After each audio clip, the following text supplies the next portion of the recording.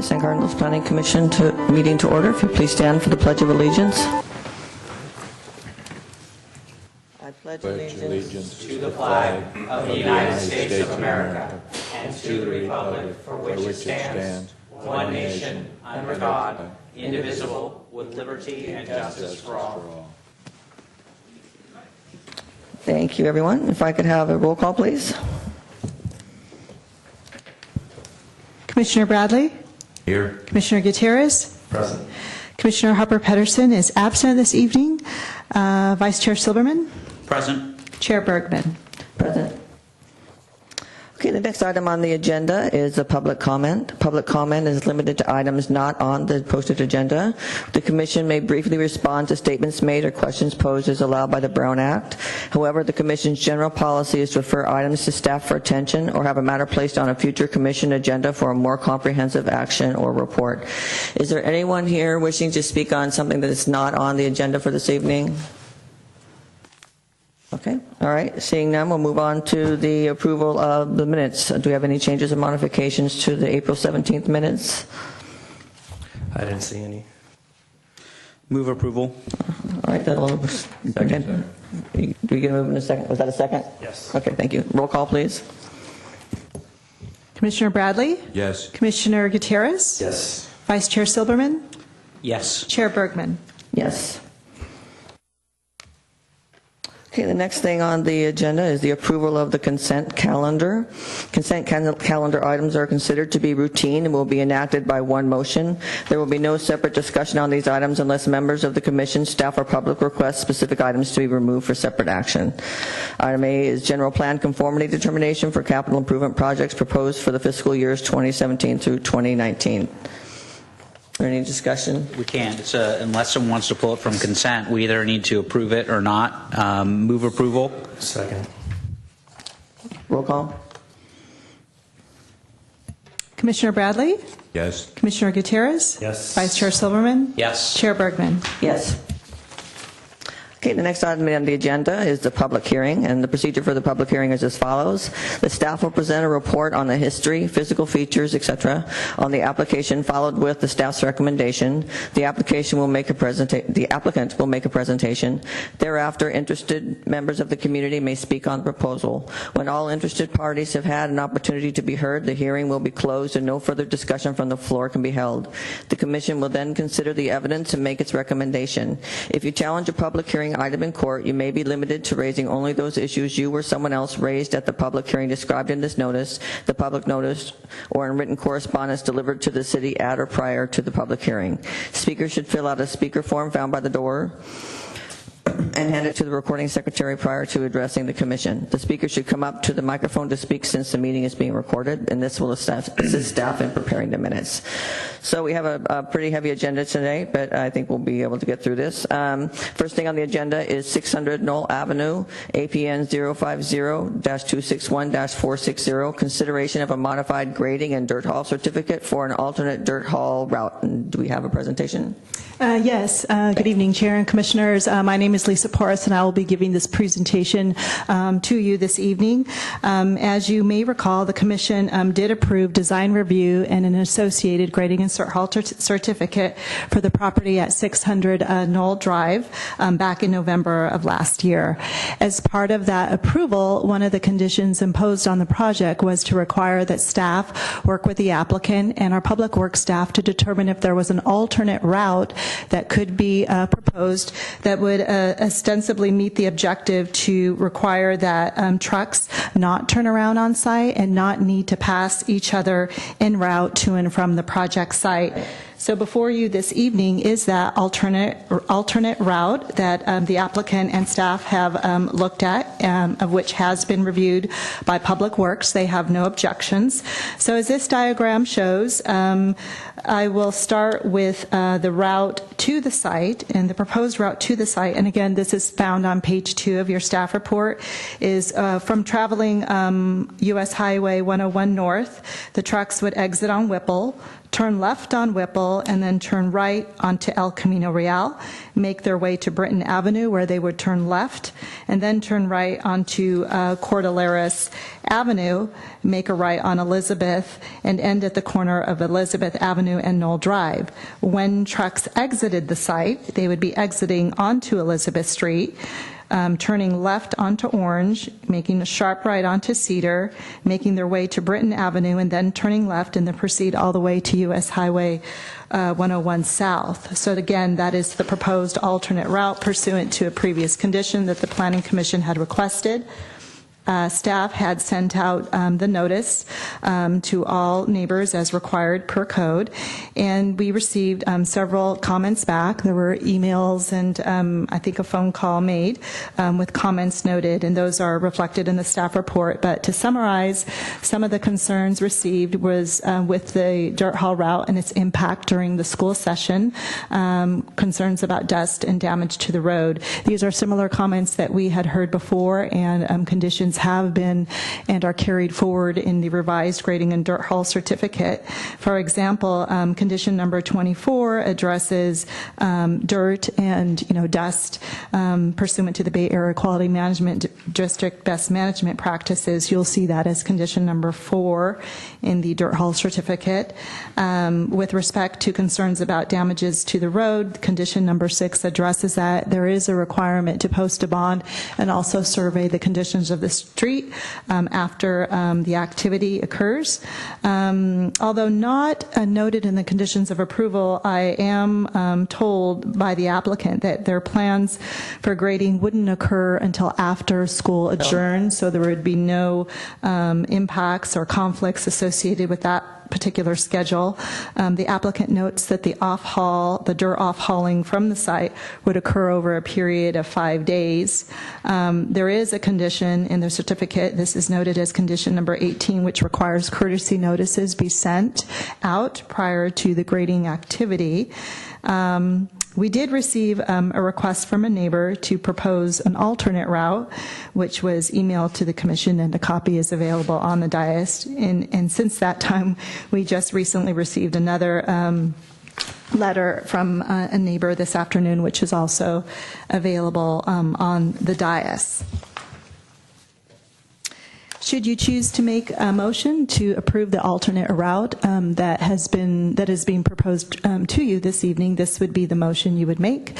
I am available if there's any questions. The applicant is here tonight, and we also have Grace Lee, our city engineer, in attendance this evening as well. Thank you. Any question for staff? No? Does the applicant wish to make a statement, or are you just here in case? Okay, all right. All right, is there anyone here from the public that wishes to make a statement on this? Okay, seeing none, I'd entertain a motion to close public hearing. So moved. Second. Roll call, please. Yes. Commissioner Bradley? Thank you. Yes. Commissioner Gutierrez? Yes. Vice Chair Silverman? Yes. And Chair Bergman? Yes. Okay, I want to acknowledge first that the two pieces of email that we have regarding this issue, one from Kathy and Andy Goforth, and one from Lewis and Helen Honey. Both they are on the dais and they are part of the packet. And do we have any discussion on this? I am looking over at these emails, and I don't know if, we've already had the haul up in front of us once, and we requested that they modify it, and now they've come back and they modify it. So I think that the city's working with us to get the better route. I haven't evaluated whether this route seems better, but at this point, since this is the second modification to the route that we've asked for. My recollection is our concern was, and we had a lot of discussion from the community about how narrow those roads were, and we had driven them ourselves. Yes. And there was discussion about, well, how, because the trucks were going to be leaving the same way they came in, right. How are they going to turn around? Yeah. And then there was the discussion was, well, they'll just turn around on the property, but then the concern was, well, are they really going to be able to do that? Wouldn't it be better in order to have a route that didn't require turning around? And so we suggested that they see if they could come up with one that the city liked just as much. Presumably the city likes this one just as much. No one loves cars, trucks driving in front of their house.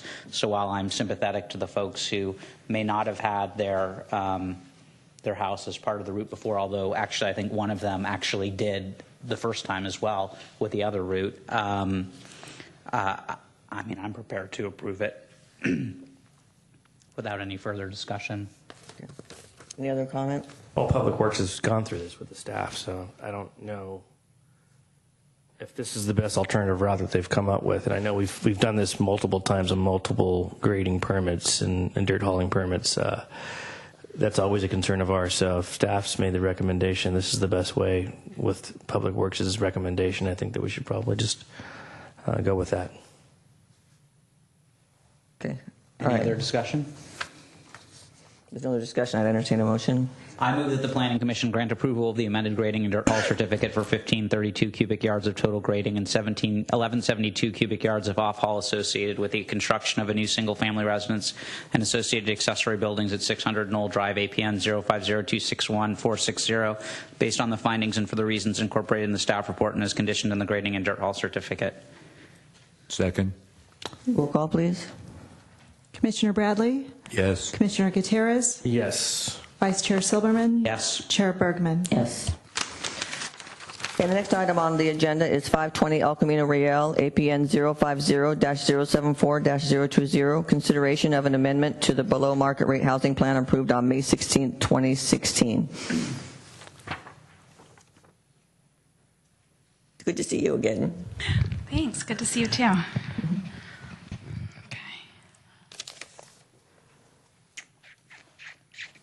All right. Sorry, this is a little bit wonky today. Good evening, Chair. Technical term, wonky. Yeah, I use it myself. very technical term. I'll just sort of lead you in here. Good evening, Chair, Commissioners. I'm Nell Sealander, Economic Development and Housing Manager. I'm here to give you a very brief presentation on the proposed amendment to the below market rate housing plan, or BMR plan, for 520 El Camino Real. The project is a 9-unit for-sale development on a vacant lot. In May 2016, the Planning Commission approved a BMR plan, design review, and tentative map for this project. The only item up for reconsideration today is the BMR plan.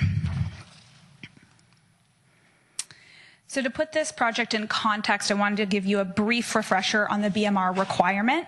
For projects of 7 or more ownership units, the owner is required to build 15% affordable, that's 10% moderate income and 5% low income. If the 15% calculation results in a decimal fraction less than 1/2, instead of rounding way up, the developer, the project owner, would pay a partial unit fee.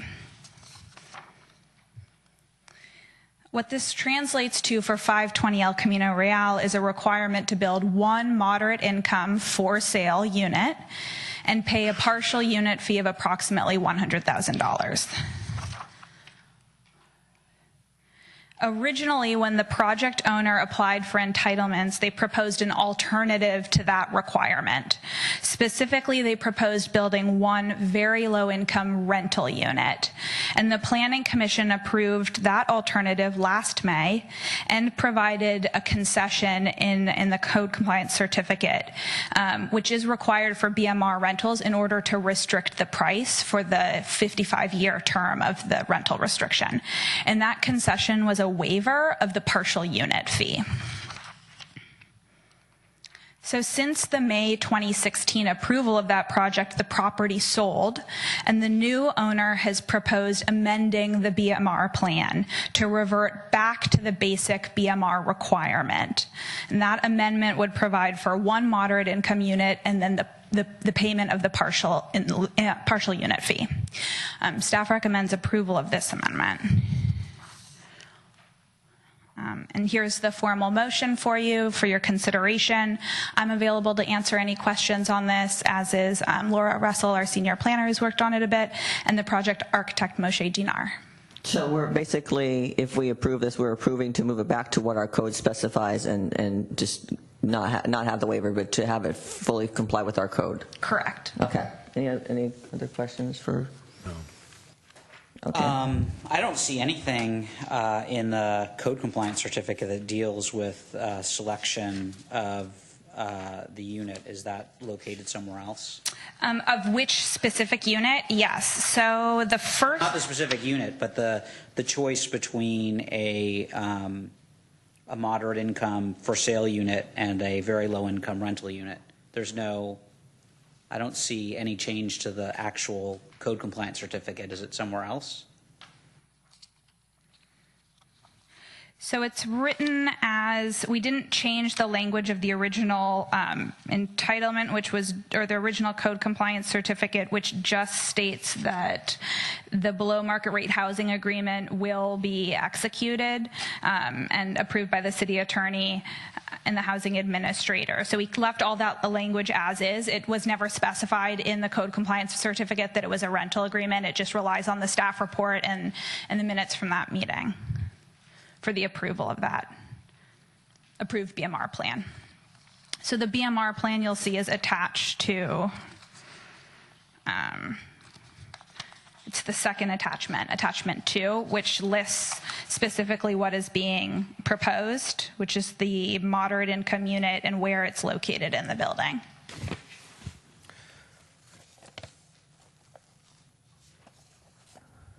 So the number 17, where it says the applicant shall provide below market rate unit with a transit pass fully subsidized for 10 years, does not change? This is still a BMR unit, correct? So that doesn't change. Correct. Yes. Good evening, Laura Russell, Senior Planner. If you wanted to link, Commissioner Silberman, your comment more strongly to the conditions of approval, we would recommend an alteration of condition number 1 that would specify that the below market rate housing plan would be the one reviewed and approved by the Planning Commission on today's date. So that way it would more specifically link it to the attachment to the staff report this evening. I just want to make sure we do what we're trying to do. I mean, if the city attorney says that's not necessary, then that's fine. I just didn't see any. We approved the code compliance certificate. If it's not in the code compliance certificate, I kind of wondered why it was even back before us. But so there is the one line at the very top of that which says the below market rate housing plan subsequently amended on May 15th, 2017. So in the very first, this is to certify paragraph of the code compliance certificate in attachment 2 does refer to this date and the amendment on this date. okay, all right. And just to add, the intention was to have the agreement include that, and I'm not sure if a draft on this particular project, if we've reviewed the draft agreement yet, but not yet, but that's where it would be reflected specifically. Okay. Is the applicant here wish to make a statement? No? Okay. Is there anyone from the public wish to make a statement on this item? Okay. Seeing none, I'd entertain a motion to close the public hearing. So moved. Your second? Second. Roll call, please. Commissioner Bradley? Yes. Commissioner Gutierrez? Yes. Vice Chair Silverman? Yes. Chair Bergman? Yes. Any discussion? I mean, I would just note that, if it complies with the code, I don't know if there's anything we can do. I thought it was very nice that there was a Very low? low rental unit, but it is what it is. I'd also note that with the striking of 19, my recollection was that we had wanted them to provide for the faux windows and balconies.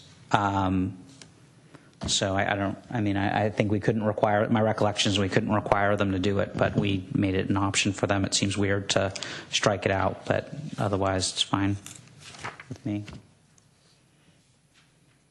Okay. So now there won't be faux windows and balconies because it's a real unit? No, it wasn't. I don't think it was about the setback. This was in relation to the side setbacks. Yeah. and- Right, okay. This is a year ago, so my memory is not. I thought we That made it a great. requirement that they do that. I thought we did too. Yeah. Because we had a real problem with the massing and how it didn't look what we wanted our downtown to look like. And so that's when Al gave us the option of the faux window. So can we make sure that that's still in there? Well, it's not. I don't think, because I think it's being struck in 19, and looks like it was provided as a voluntary thing. And I remember that we had wanted it because we were concerned about the facade and the setback.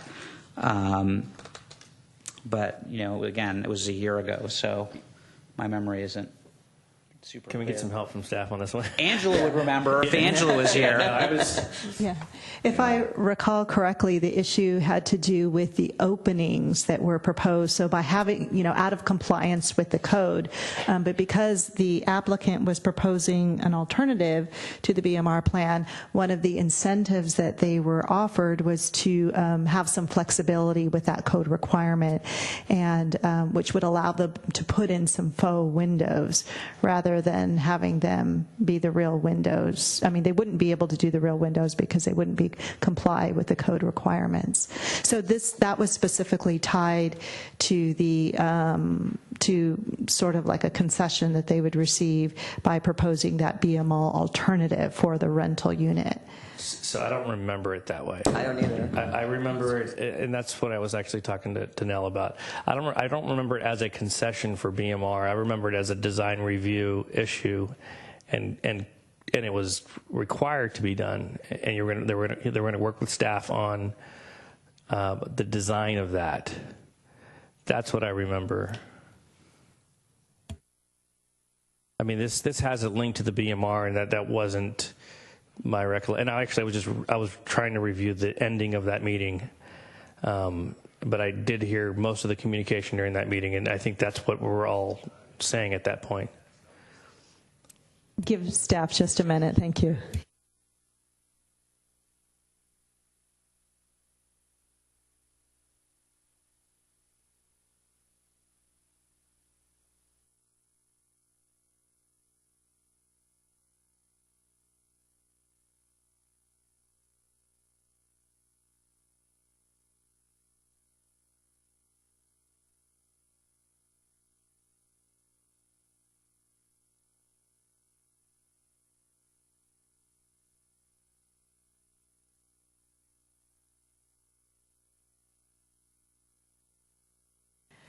So one of the options that we can do is review the minutes and bring the minutes back if the Planning Commission specifically recalls requiring that as a condition not related to the BMR plan.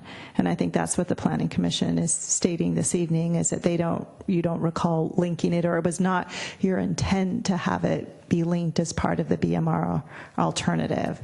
So we could bring the minutes back to review and consider so that we can make sure that we're getting the right direction from the commission on that item. I don't have a problem with the new BMR proposal because it's in line with our code, but I don't remember it the way that it's being presented here. So I personally, I'd like to see it reviewed.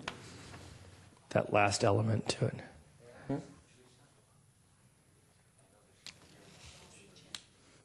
I'm sorry, what did you say? Just he wants to clarify what. I closed public comment, but he can still come up. He's the applicant, right? Do I need to reopen it? Yeah, I need to reopen. Okay. I move to reopen. Second. Roll call, please. Commissioner Bradley? Yes. Commissioner Gutierrez? Yes. Vice Chair Silberman? Yes. And Chair Bergman? Yes. Okay, go ahead, please. Thank you very much. I really appreciate giving me the opportunity to explain. We never imagined or assumed or requested that we would not put the faux windows. We believe that the commission requested them. We agreed with the director of planning that they're needed, and we don't want to see a blank wall over there. We are definitely putting in the windows. They're in the construction documents. They're currently being reviewed. This issue of the BMR was a separate request from the new owner. Has nothing to do with the faux windows, which will be installed so the building looks the best that it possibly can. Okay. Thank you. Thank you very much. I appreciate that. Okay, I'd entertain a motion to. Well, does anyone want to speak? Close it. So moved. Second. Roll call, please. Commissioner Bradley? Yes. Commissioner Gutierrez? Yes. Vice Chair Silberman? Yes. And Chair Bergman? Yes. Okay, so how do we proceed? 'Cause Yeah, do we add like a condition or something? Well, the condition has to be related to the amendment to the BMR because that's what's on the agenda tonight. So that's what I thought the tie was, is that it was part of the concession. So it was sort of a mooted condition. So I think you can rely on the statements that the gentleman made, and you can leave the condition the way it was, or leave it as recommended to be changed if there is a tie with the BMR on that condition. So I mean, it sounds like it wasn't, so I would recommend you take out the deletion of that and just not change that condition. It's really the way the condition's worded, it's an election by the applicant anyway, so. Okay, so can we strike the strike and still approve the BMR? To move, okay, then I think that's what I would recommend that we do. It's fine. I'm afraid that they were only able to do the faux windows because of the below market rate incentive. I mean, I'm afraid that that's the case, and if that's the case, it doesn't matter if they want to do it. But No, I think it sounds like they're moving forward with that anyways. It's in building right now with that design, so. right. Is that allowed? I'm comfortable with that. I mean, he wants to hear that. That the record reflects what the applicant said and kind of the commission's response back in May of 2016. And reviewing the tape, I did review the tape. I mean, that was basically the genesis of what we decided at the point. It wasn't linked to the BMR at all. It was more of the design at that point. And through the chair, for clarification of the commission, by having the windows be false or faux, it would comply with the requirements of the code because it's not a real window. Does that mean that they have to change their plans at all? No. Okay, all right.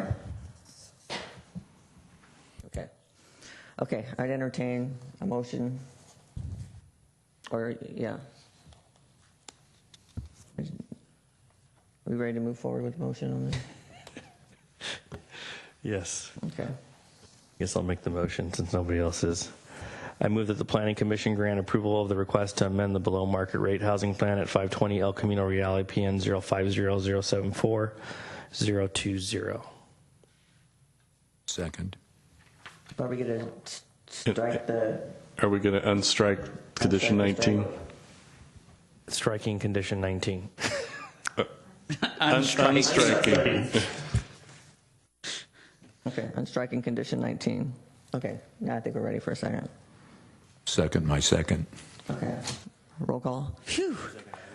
Commissioner Bradley? Yes. Commissioner Gutierrez? Yes. Vice Chair Silberman? Yes. And Chair Bergman? Yes. Okay. Next item on the agenda is 815 Cherry Lane, APN 046-100-370. Consideration of design review and approval of a freeway-oriented wall sign for Alno, A-L-L-N-O, German Kitchens. Do we have a presentation? Good evening, Commissioners. I'm Brittany Whitehill, Planning Technician, and this evening I will be presenting a request for design review approval of a freeway-oriented wall sign for Alno German Kitchens. The property at 815 Cherry Lane is located on the south side of Cherry Lane, where Cherry Lane dead ends into Highway 101. Highway 101 is located to the east of the subject property. The subject property abuts 3 other heavy industrial properties to the south and west.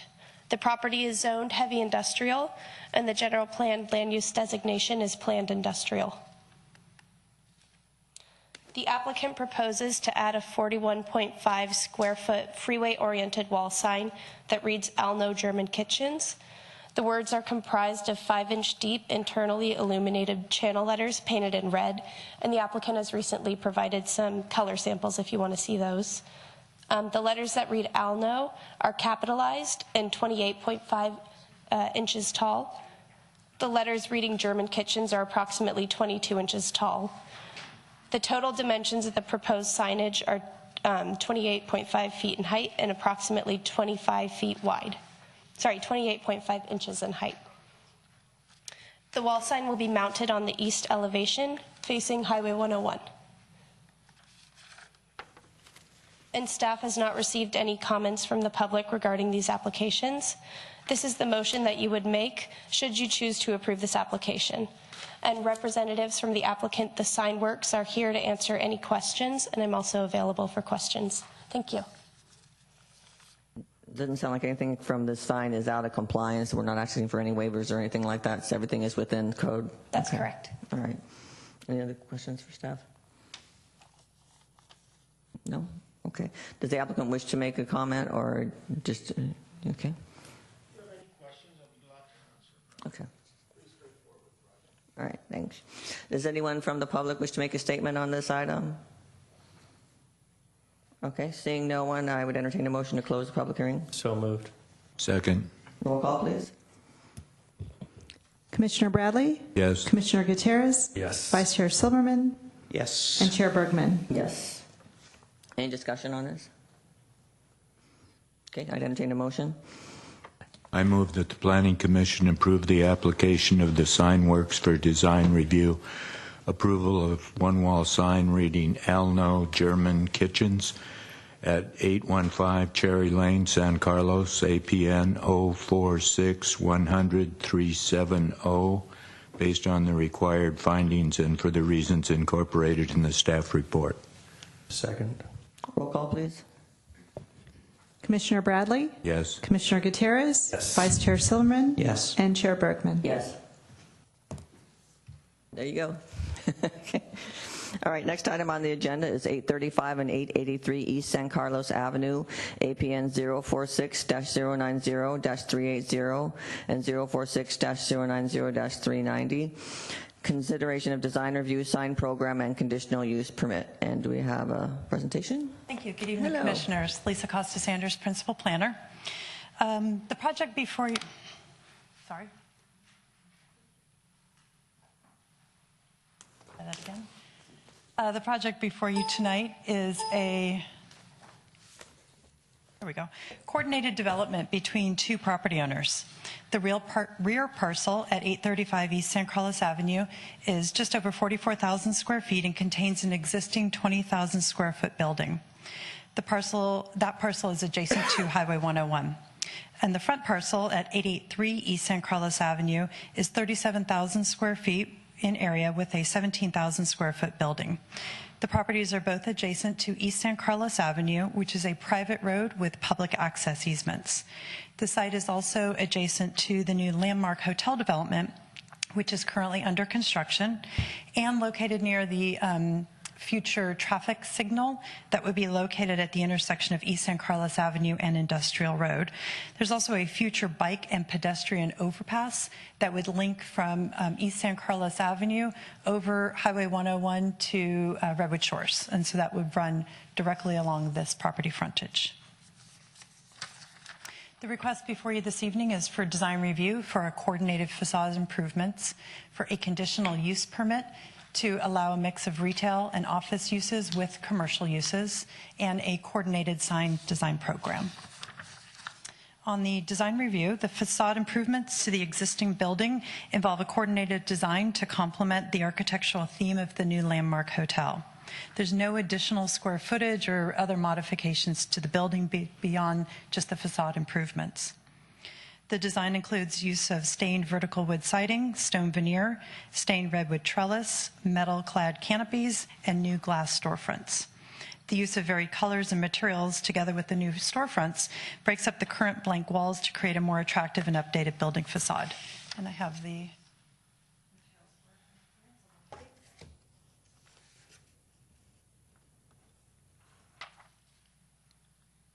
On the sign program, the applicant is proposing coordinated sign program within the maximum square footage for each property. Tenant signs are proposed at 12 square feet each along East San Carlos Avenue, and 3 signs are proposed at 24 square feet each along Highway 101. The signs will be individual channel letters with space for corporate logo. The applicant also proposes 2 monument signs. Given the orientation of the building on the lot, the monument signs will help with wayfinding. Then the conditional use permit, one would be issued for each property, and that would allow a mix of retail, food service, office, commercial, and warehouse uses. The code for this zoning district currently requires a conditional use permit for a retail use. So what you'd be doing this evening would be providing for a master conditional use permit that would allow those future retail tenants to change over time.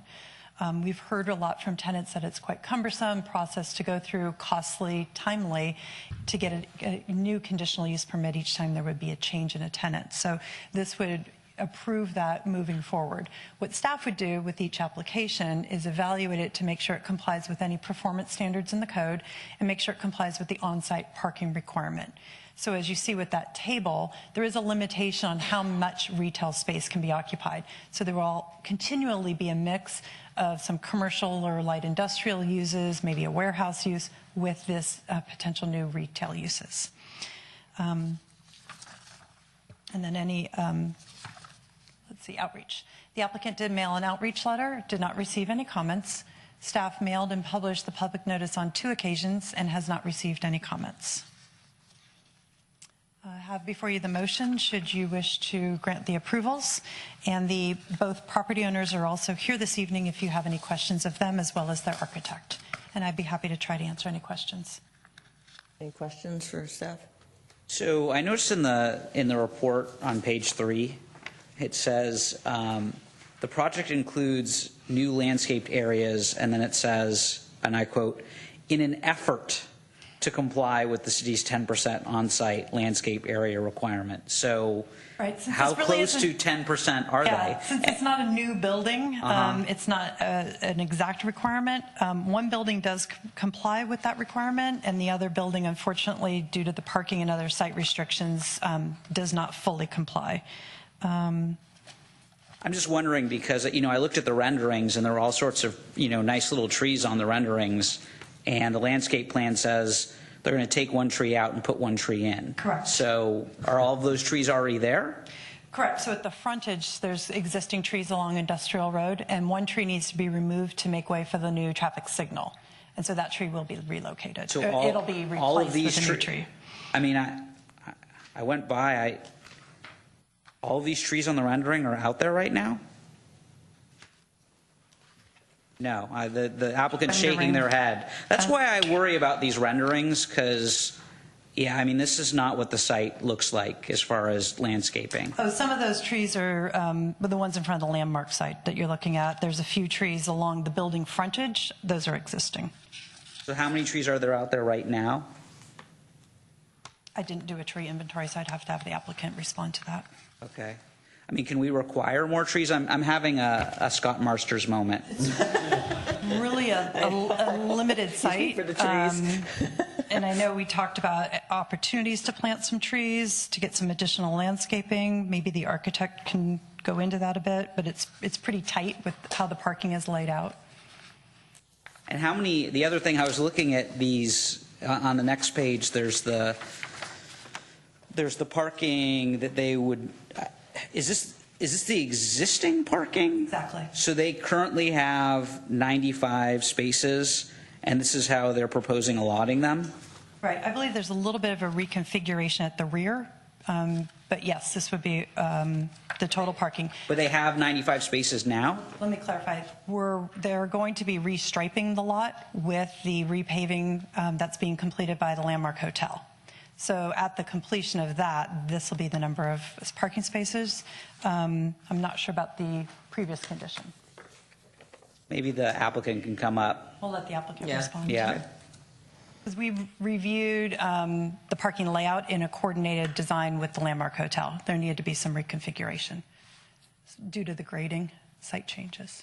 I'm concerned. My recollection when we approved, and it's all bleeding together now, but when we approved this hotel, we were concerned about the amount of parking that the hotel was providing.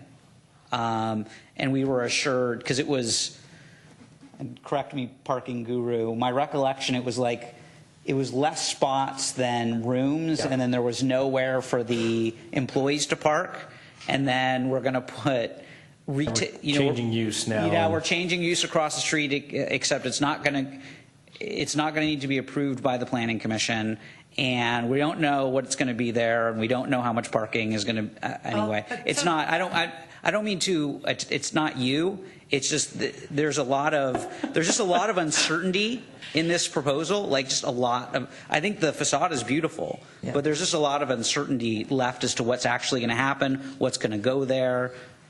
Well, they're limited by the parking. So any new retail use, the max square footage is limited based on how many parking spaces there are on site. Based off of the other so there's uses. going to have to be a mix of uses on site at all times. So they'll be compliant with every use Correct. as the tenants are rolling, basically, as new tenants are coming And in. they're not asking for a parking exception or a reduction in parking. So these two properties individually will each have to fully comply with their own on-site parking requirements. So they're not working together on a shared parking agreement. It's individual. So the good thing is that we have a TDM plan for the hotel that remains in place that we were really concerned about the parking for the hotel.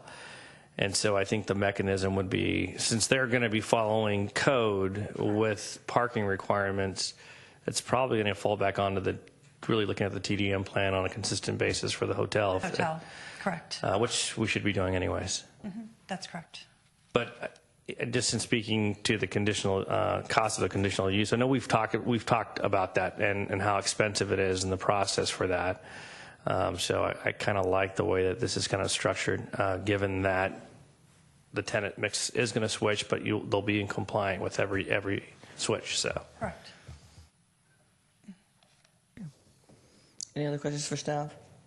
And I'm the parking guy, so. You are the parking guy. We need a new tree person, but we have our parking guru. Okay. Thank you. Okay, thank you. Does the applicant wish to make a statement? We're here to answer any questions. Just, okay. All right, does anyone from the, yeah, please.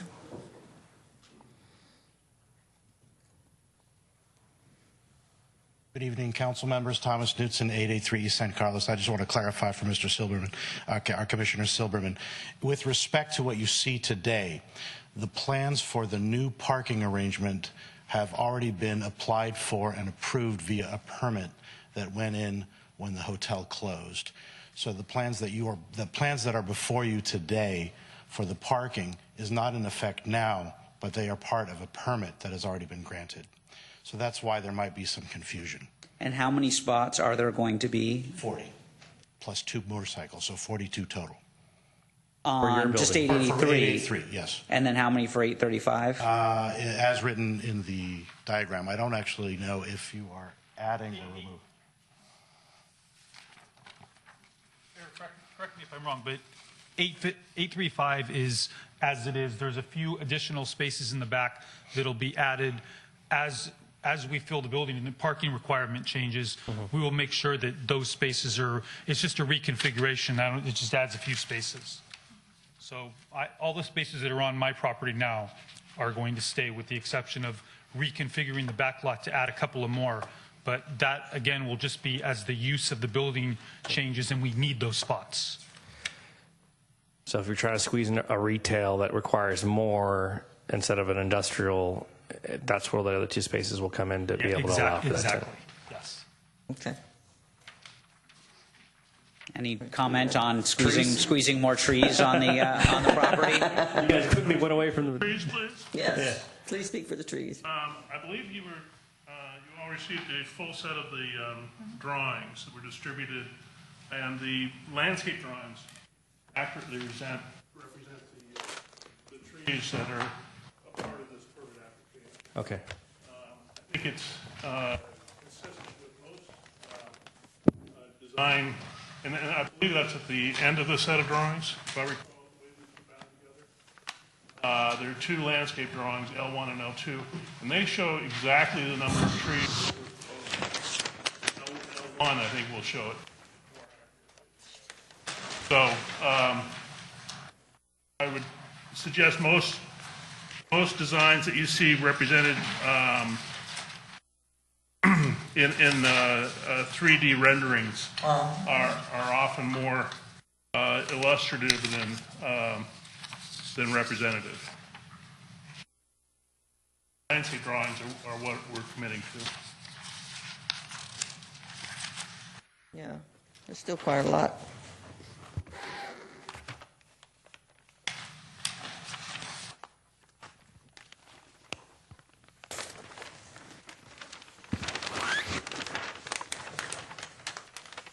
Answer the other question, I think there are 53 parking spaces at 835 East San Carlos.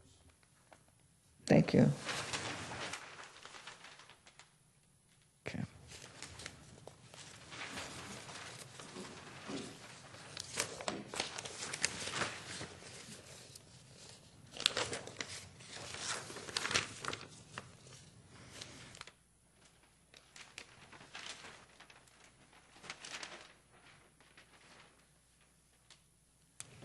These are existing? It can't be. Very few These are- are existing. These are your proposal, and these are, The ones that are shown with the dash line are existing okay, on the frontage of, here, yeah, okay. And these are proposed, that's correct. okay. So that's a fair number of trees. Yeah, no, it looks like Yeah. you're planting, I'm counting just on this property, 16 trees. Yeah, okay. Yeah. Thank you. Any other questions for the applicant? Nice design. All right, thank you very much.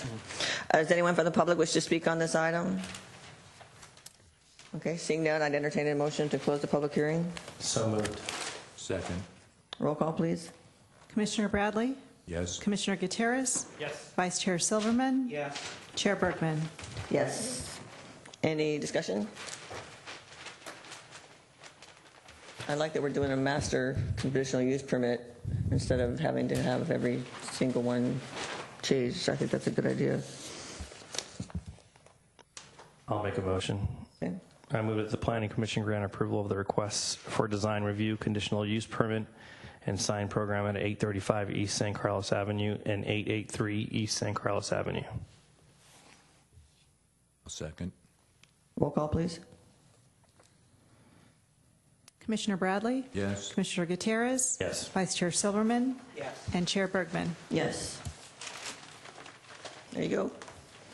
Okay, next item on the agenda is 1091 Industrial Road Hotel Development in consideration of a mitigated negative declaration, a plan development plan, and accompanying zoning map, amendment to rezone the subject site from general commercial/industrial GCI zoning district to a planned development zoning district, design review, and a transportation demand management plan. And I bet we have a presentation. Thank you. Yes, we have a presentation. All right, you adequately introduced the item, so I'll get right into it. The subject site is just under 1.6 acres and is located at the corner of Industrial Road and Britton Avenue. The site is currently developed with a 40,000 square foot two-story commercial building. The zoning and general plan designation for the site is general commercial industrial. The site is bordered by Pulgas Creek and is near the Highway 101 Britton on and off ramp. The applicant is proposing to construct a new 162-room hotel with attached parking structure and landscape improvements. The requested entitlements include a zoning map amendment to zone the site plan development from the existing general commercial industrial designation, approve the plan development permit, and conduct the design review and approve the transportation demand management plan. The CEQA document prepared for this project was a mitigated negative declaration, and that was prepared to evaluate the project in conformance with the California Environmental Quality Act. Potential impacts were identified relating to biological, cultural, geological, greenhouse gas emission, hydrology, and water quality as a result during the construction. With implementation of the mitigation measures, all impacts are reduced to less than significant levels. Although not a significant impact, traffic is always of interest with new developments. A traffic study was completed and determined that the project would generate a net increase of 62 a.m. peak hour trips and 72 p.m. peak hour trips. No new significant traffic impacts were identified in the traffic study as a result of this project. The applicant has agreed to donate land along Britton Avenue and Industrial Road to accommodate future roadway improvements by the city.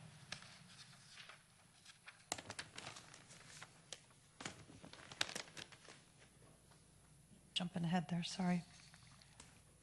All right, this is the view of the building along Industrial Road at the intersection of Britton Avenue.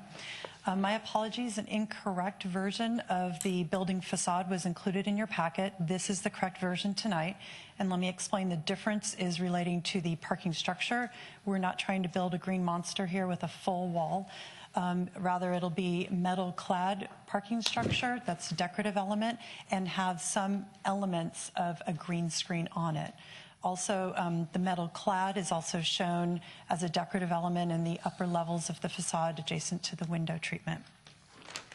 The architectural design of the building is contemporary with use of painted concrete, glazing system, white window frames, and decorative metal panels are staggered within the windows. The parking structure is enclosed also with decorative metal panels and the use of a staggered green screen to break up that mass. The front entry canopy includes a green roof, and the lobby has large storefront windows. I also have a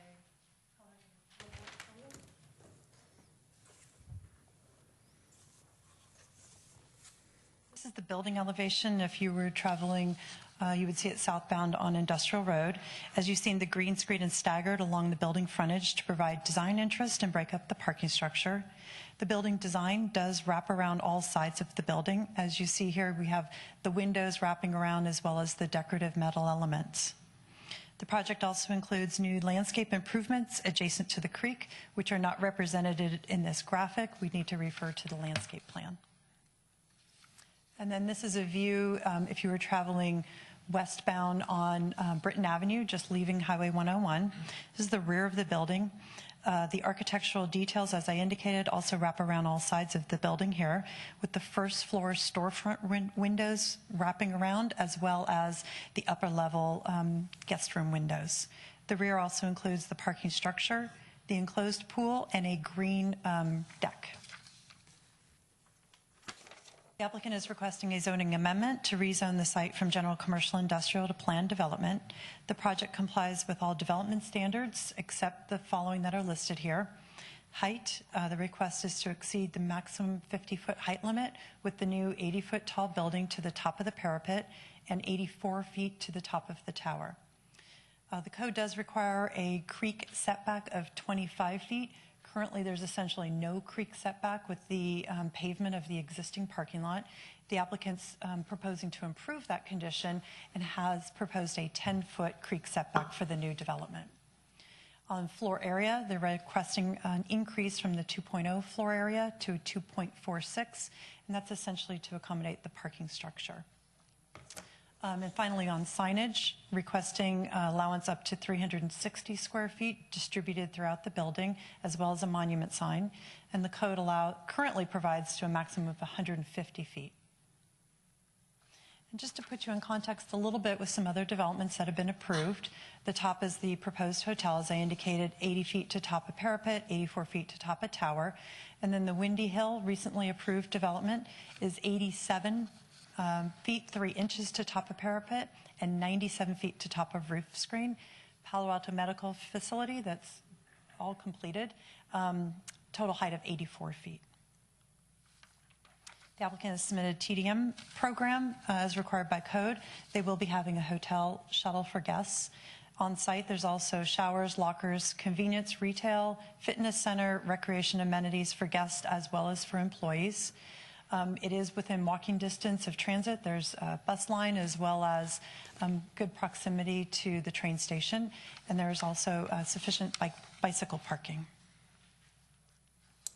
As far as outreach, the mitigated negative declaration was circulated for public review September through October of last year, and no comments were received on that document.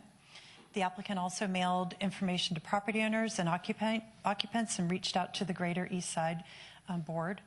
The applicant did not receive any input. Staff mailed and published notices on 2 occasions and has received 1 public comment as attached to your packet. Comments include a question about hotel incentives for public transit, noting the need for more affordable housing, asking about the provision of community benefits, and also requesting additional sustainable measures. And we have a couple of motions before you. I just want to remind the Commission that you would be the recommending body on the CEQA document, the Mitigated Negative Declaration.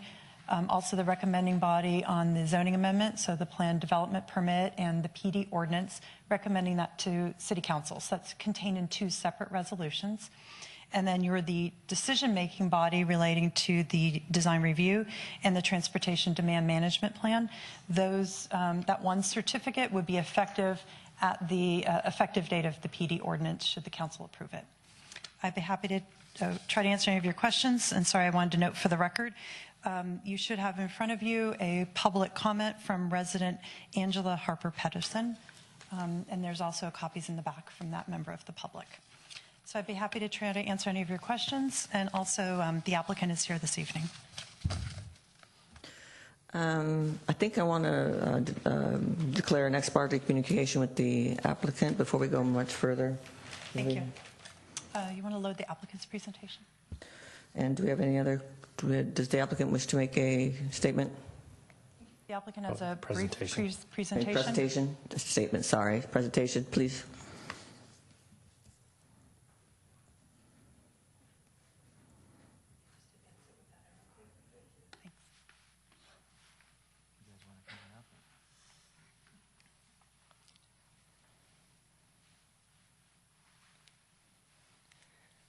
Good evening. I'm Bill Ryan with Swenson Development.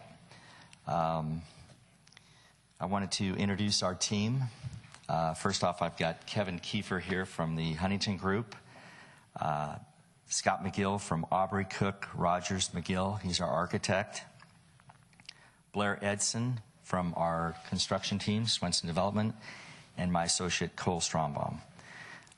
When I first looked at this site as a opportunity for development, my first phone call was to Al Savet, and both Al and I agreed that this was an excellent site for a hotel for a number of reasons. The proximity to the freeway, we both felt it was an opportunity for a landmark site, a gateway site into the city.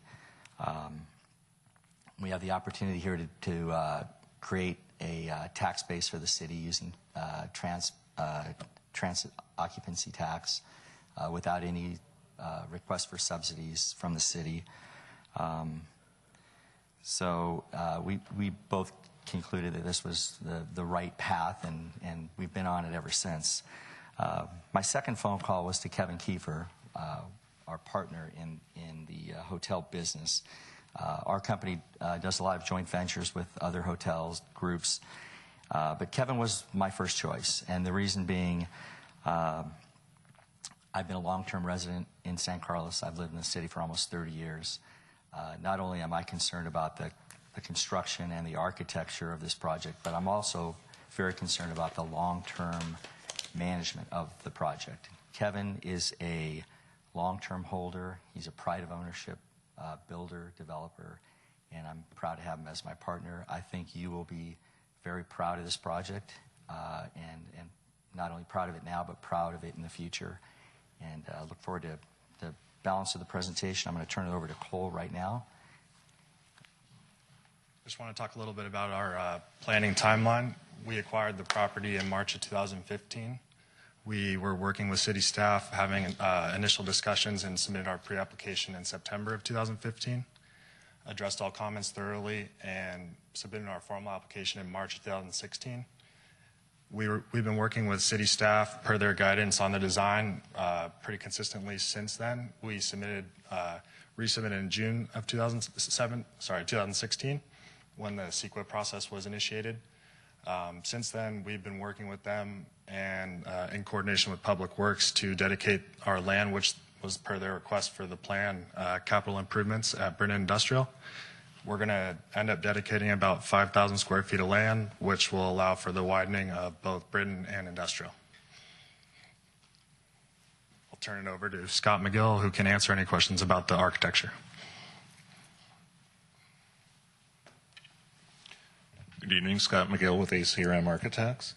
I have a very brief PowerPoint presentation that we can go through. Lisa already did a very thorough job on the actual design, but we can go through here very quickly. The project summary, she hit on the highlights: 162 guest rooms, 7-story building, We've got interior structured parking in combination with surface parking and various bike racks, secure bike racks, and lockers. The site, there's the current condition of the site from the corner of Britton and Industrial. And there's how it would appear in the ultimate design. And coming from the north and from the west.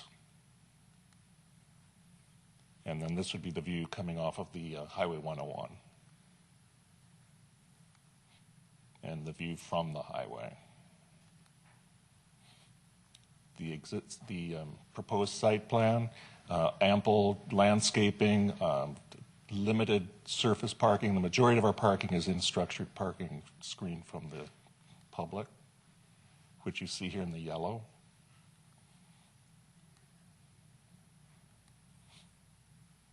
And then this is a typical guest room floor. The elevations, it's a variety, it's a very contemporary design, a variety of varied planes and colors, keeping the color palette very relatively simple. And the rear elevation. Landscape, there's a large amount of landscape around the perimeter of the building. Fortunately, we were able to maintain a lot of the landscape with the additional take of land for the improvements at the intersection. And there's the proposed plant palette. Thank you very much.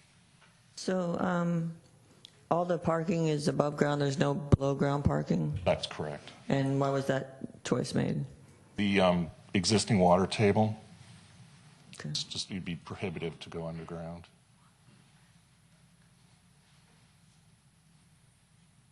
And the massing of the building itself it looks very much like a box, and I can't tell by your renderings how articulated the levels are or the different items within the stories are. Could you go over that?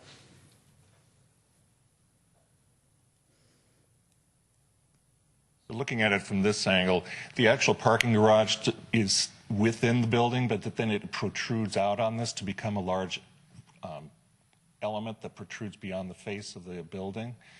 There's actually a step in the facade. In the background, the guest rooms fall back in about 5 feet, and then the floor protrudes to create a sunshade. And then above the garage, it extends out beyond, so you don't have quite as much of a shadow line. And then there's basically a box element that ties the whole composition together into a unified appearance. And the same goes for this side. So you have a variety of planes and offsets with a lot of shadow lines going on.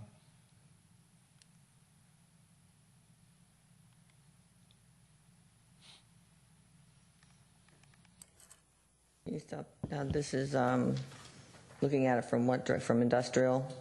This is from industrial.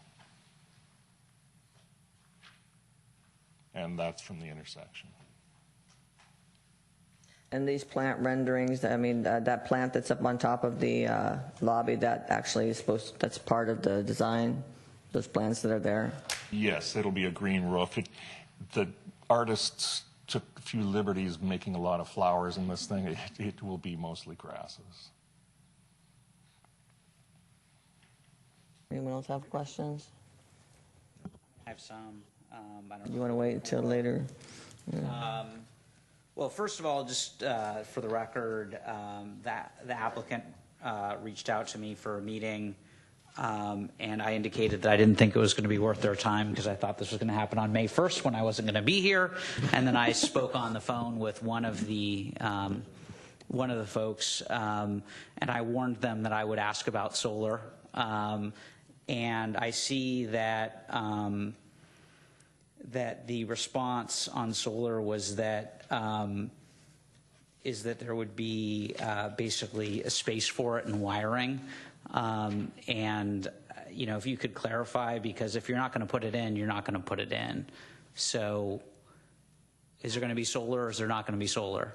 The intent is, that response is in response to basically the current green building code, which is just basically a percentage of your roof area that you have to have provisions for the potential of future solar should it be so desired. The owner has taken an interest in providing solar in this building, so it's not just providing the space, but it's most likely going to occur, yes. Well, what if we wanted to require it? Would you be okay with that?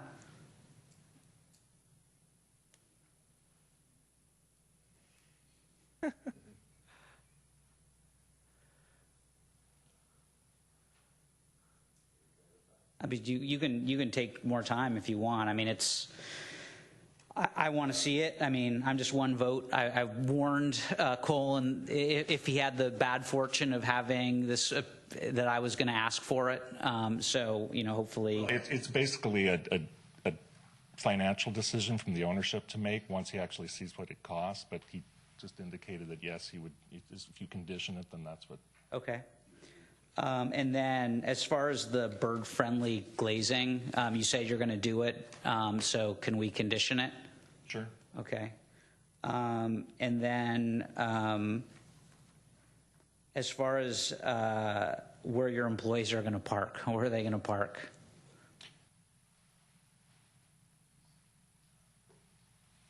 They would be parking on site. The majority of them would be taking public transportation, however, because they live in the area.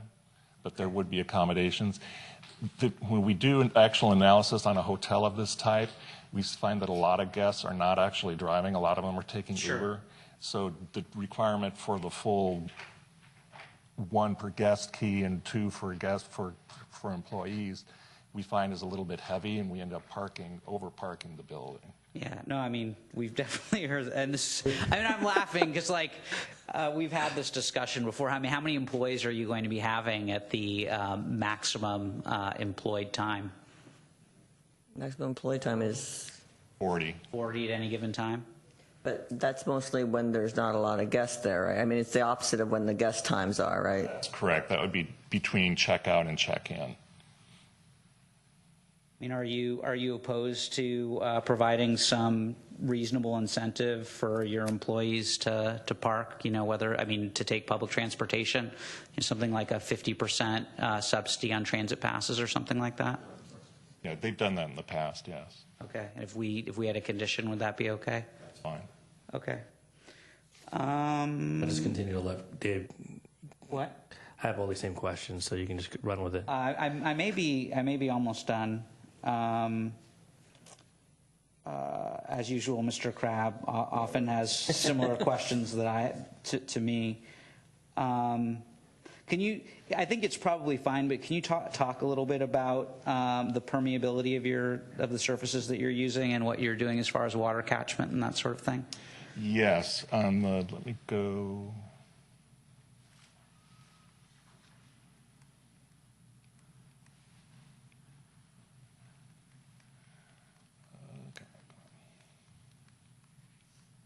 Okay, so on the landscape plan, you'll see that large corner, the large landscape area on the corner of the Britton and Industrial, that is a retention basin.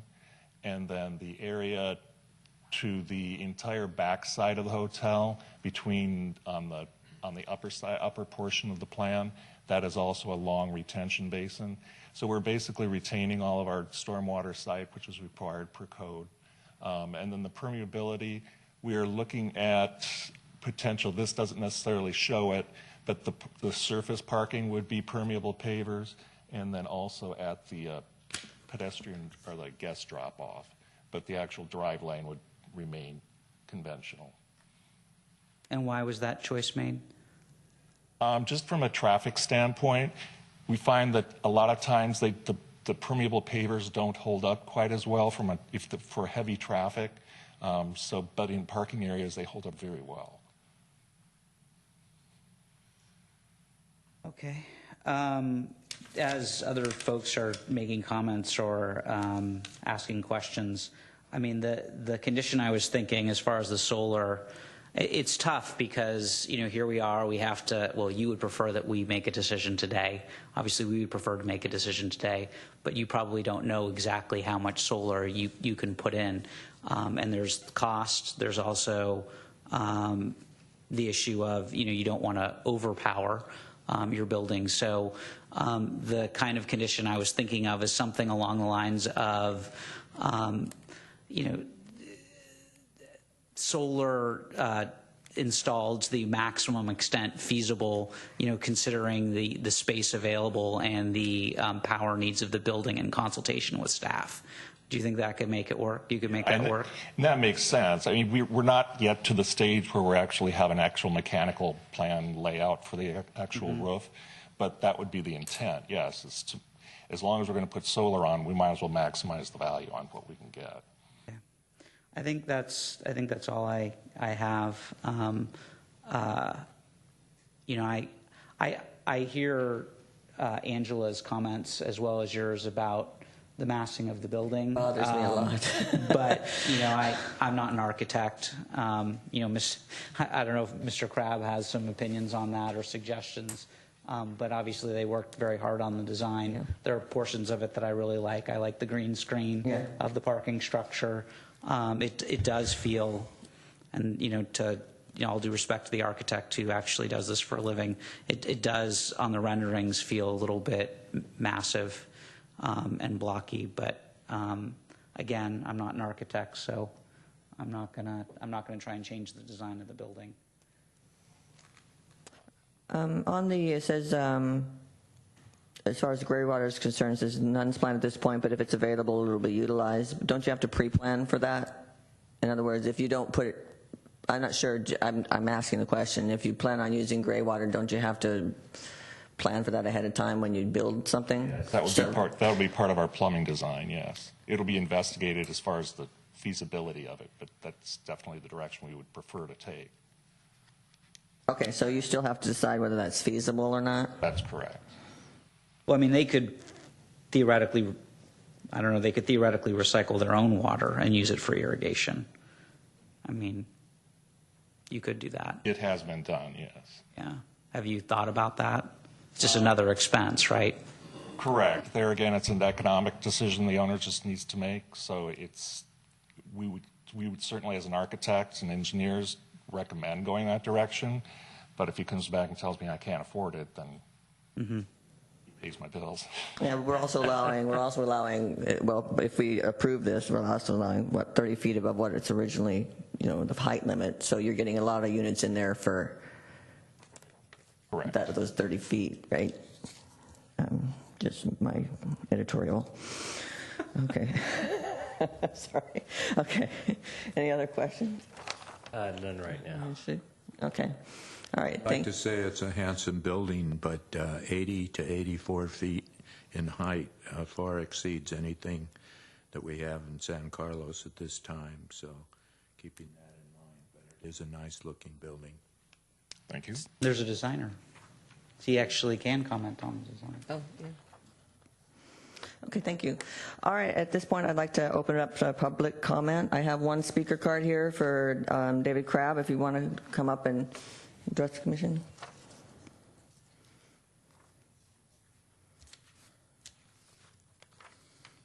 Good evening, Madam Chair and members of the council.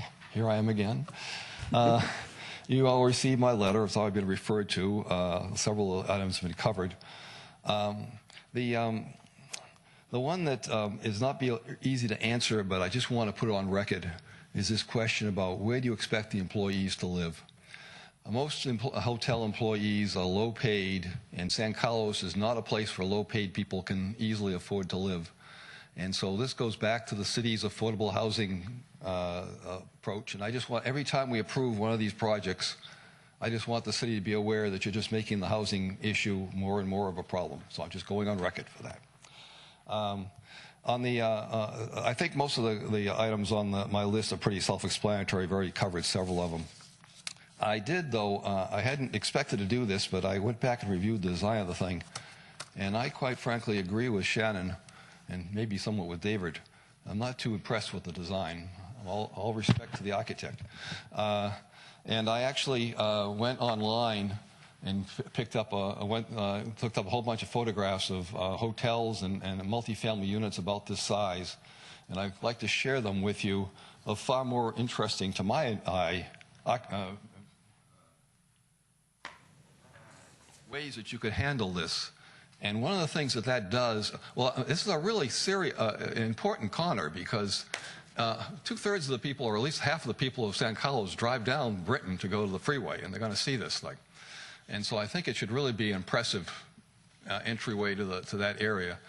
And the one thing that's consistent through those drawings, and they're just arbitrarily pulled off the web, is that they really, most of them really treat the corner in a really dramatic, interesting way. And they also have three-dimensional, more ins and outs, answering the question about the boxy look. And they also, some of them have more color in them. And I think it would be really worth it to consider that. I know David said that, as a planning commissioner, you want to really take positions on architecture, but since we don't have an architectural design review, you were it. And so, I mean, this is design review. I get it. It's just, I mean, I'm not trying to, but it's like we're obviously not in a position. Well, anyway. Anyway, I'm not going to argue with you. But anyway, so I just wanted to make that point. If from my personal opinion, that it should be we should really make that a much more impressive building to represent the city of San Carlos for people going in and out of the city. So thank you. Thank you, David. Does anyone else wish to speak on this? Okay. All right. I'd entertain a motion to close the public hearing. So moved. Second. Roll call, please. Commissioner Bradley? Yes. Commissioner Gutierrez? Yes. Vice Chair Silverman? Yes. And Chair Bergman? Yes. Any discussion? So just some comments. I don't really have a huge issue with the design. The height is what I have the issue with, and while we've had some precedents of buildings, we've never had one in the corner of such a major intersection. So that's really the biggest issue for me right now. Is this is an entrance to the city or an exit to the city? We haven't had that issue yet. The hospital is closer to the freeway. The new office building is not a major intersection. So I'm having a little bit of an issue with that. But I don't have really an issue with the design itself. I gotta say, I'm on record as since this is design review, I can't.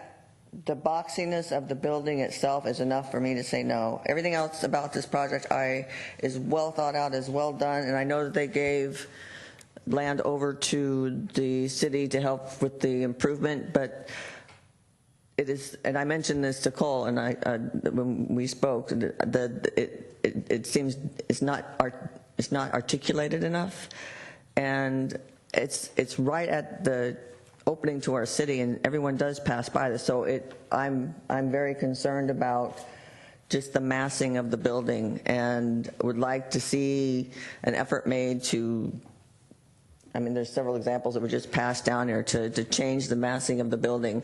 Not so much. I mean, I'm okay with the height personally because we have Palo Alto Medical Foundation and we have Meridian going up. So I mean that the precedent's been set, but for that, I'd like to see a little bit more articulation on the massing, and that's my opinion.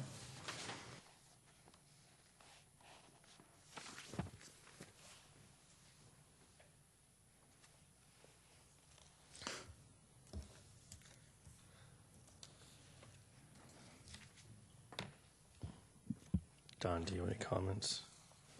I mean,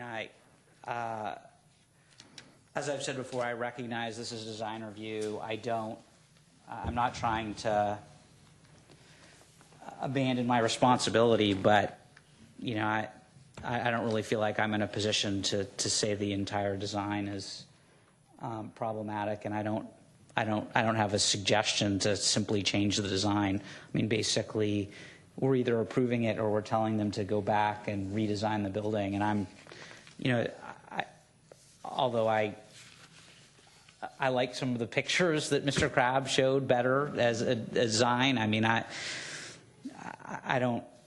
I'm prepared to vote yes on the project today with the current design, even though it's not my personal aesthetic.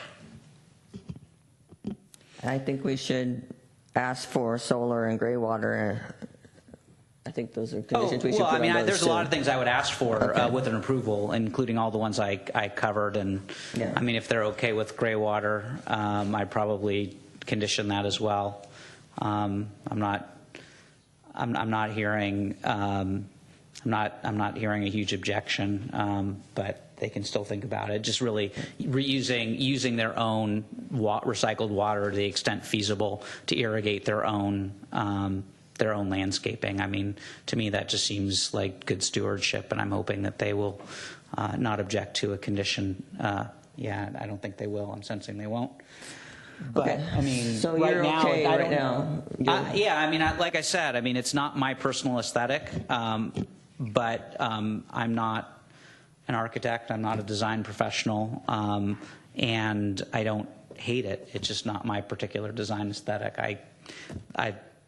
There are things I like a lot better, but I'm not gonna vote no because of that personally. But I don't know if there are 3 votes. Yeah, I don't know. So. I mean, you tell me. I would concur. I would require solar panels and gray water. Okay. And it sounds like folks are also on board with requiring a program for transit passes for their employees, and requiring bird-friendly glazing of some kind. What was the last thing you said? Bird-friendly definitely want the bird-friendly. materials. Mhm. So, I mean, those are additional conditions that I would add, but I'm not going to make a motion if there aren't 3 votes for it. I mean, I could make a motion if we're ready for a motion and see how the votes go. Where are you on it, Jesse? Everybody's fine with height right now. Well, I mean, on the height thing, Jesse, I hear what you're saying. I mean, I object to the word precedent. It's not a precedent. Just because we improve one building of more than 50 feet doesn't mean we ever need to approve another building of more than 50 feet. But, I mean, this is a location with wide streets. It's not like it's going to cause a canyon effect or anything. It's a relatively open space. There's open behind, at least for now. There's wide streets on both sides. I mean, I don't really have an issue with the height here. I may have the issue with the height somewhere else.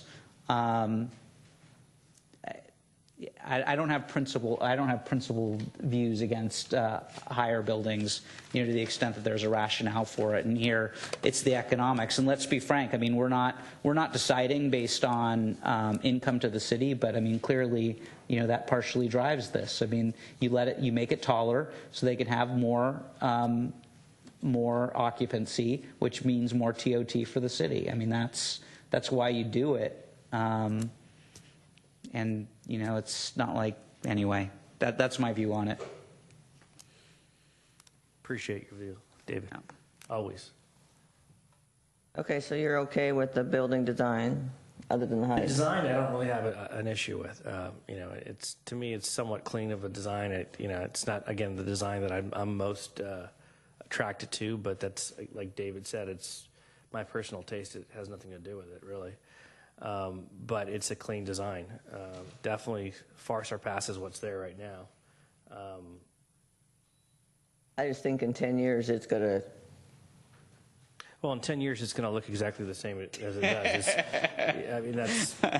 It's probably built that way. So in 10 years, who knows where we're going to be in 10 years? But I think it's a safe design, is the way I would classify it.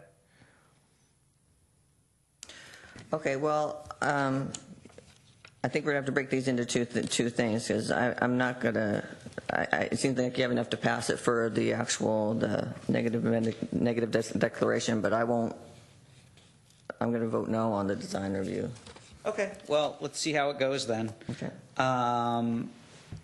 And the conditions are part of the design review and transportation demand management plan, so I would add the conditions there, right? Do you think that some of them don't seem like they're transportation related that you were just talking about? They're design related. Design related? The solar and gray water. Yeah. I mean, you tell me. I mean, I just need to make a motion.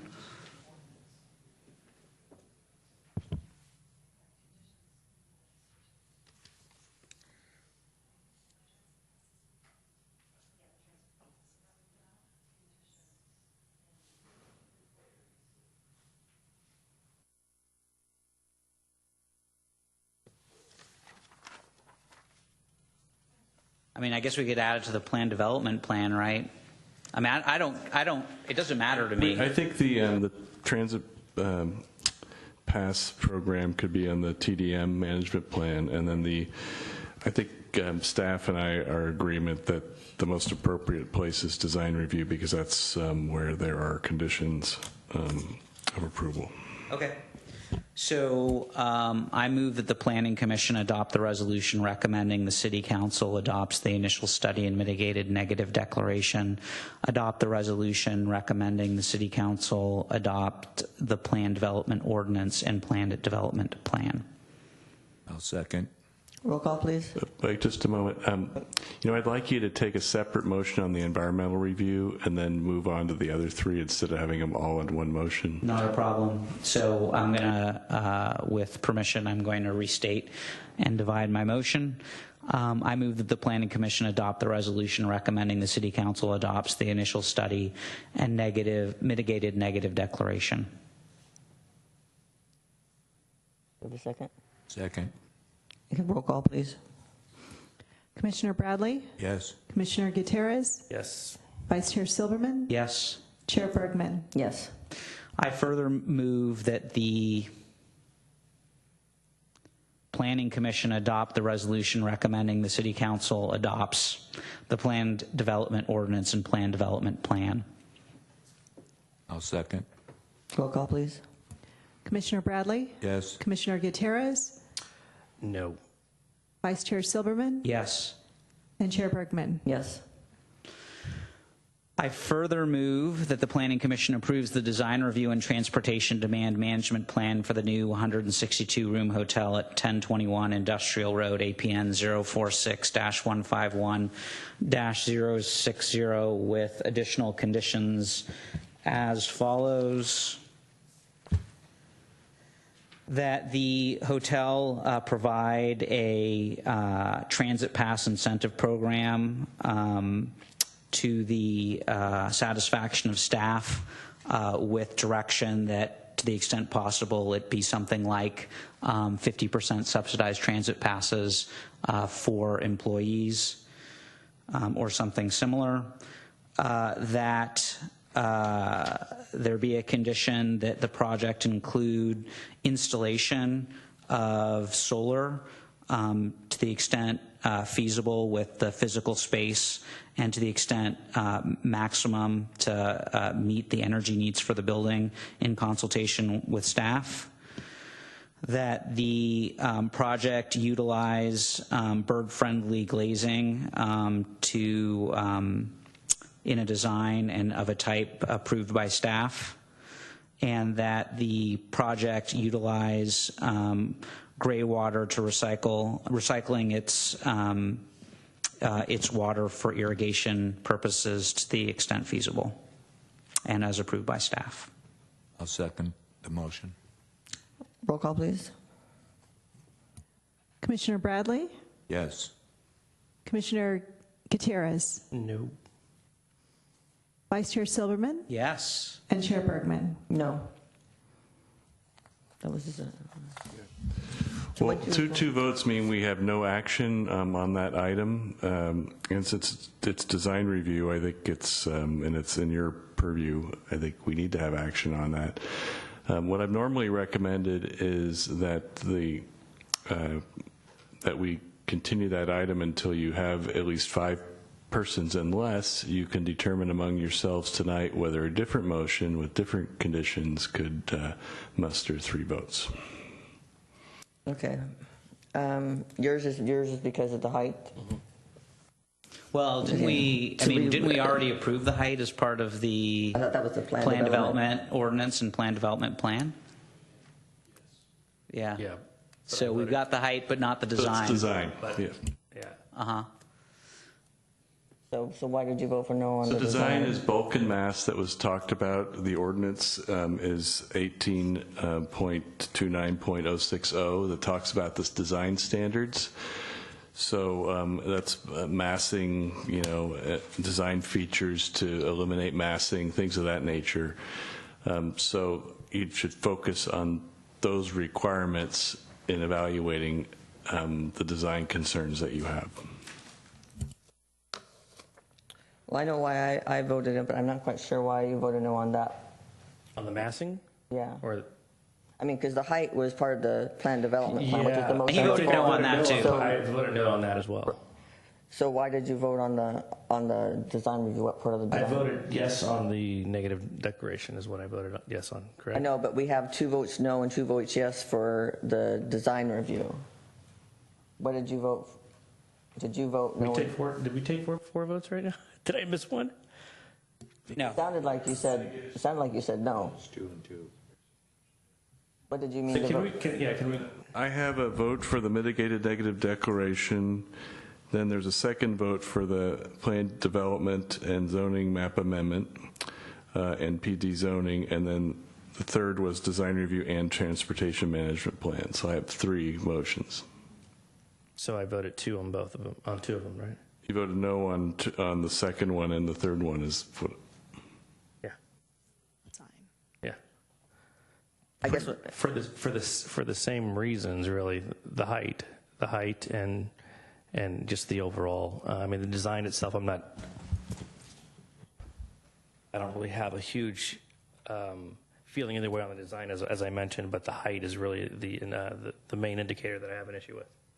Well, just to I'm looking at the design design criteria, and I'll defer to staff on some of the interpretation of some of this, but 18.29.060A is the overall design of the project, including its scale, massing, site plan, exterior design, and landscaping will enhance the appearance and features of the project site and surrounding natural and built environment. That's the one I think that applies. All the others are talking about, well, let me see, wait. The project contributes to the creation of an attractive and visually interesting built environment that includes a variety of building styles and designs with well-articulated structures that present varied building facades, roof lines, and building heights. Well, that has height in it, but that's talking about general area, not necessarily the building. Within a unifying context that encourages increased pedestrian activity and promotes compatibility among neighboring land uses with the same or within the same or different districts. And there's might be a few others there that staff can come up with, but. Well, I mean, I guess it just comes down to, I mean, I think Maybe that we should continue it. you articulated it well. You don't like the design. You, in light of the height, sounds like you want less massing in light of the height. So the question is, can we do something today to address your concerns or not? I mean, based on Angela's email, it sounds like she has a similar concern to at least one of you. But I mean, it's really whether you can suggest something to change this that'll make it satisfy either of you tonight. And I can't. I mean, Well, I mean, there's several. I mean, I could show the example that David. I mean, even if you look at this rendering of what Landmark will be, how it's got different heights of the on of the roof. I mean, just, and it's basically, it's really about articulation. There's both setbacks differences along the side of it, and there's also height differences on, it's not just one height. I mean, there's, even if they're fake parapets, but there's something that's breaking up that massing. Those are the two things that I'd like to see. Is I'd like to see more an articulation of the depth, and I'd like to see an broken up height. And that probably would help with the massing and the way that it looks overall. So I would agree with Shannon on that. I don't know if there's anything we can do really on that right now. We're basically They have to go back and redesigning the building. So I mean, if that's the case, then I would withdraw the motion and recommend a continuance and see if they're willing to go do that. Otherwise, I'm saying no.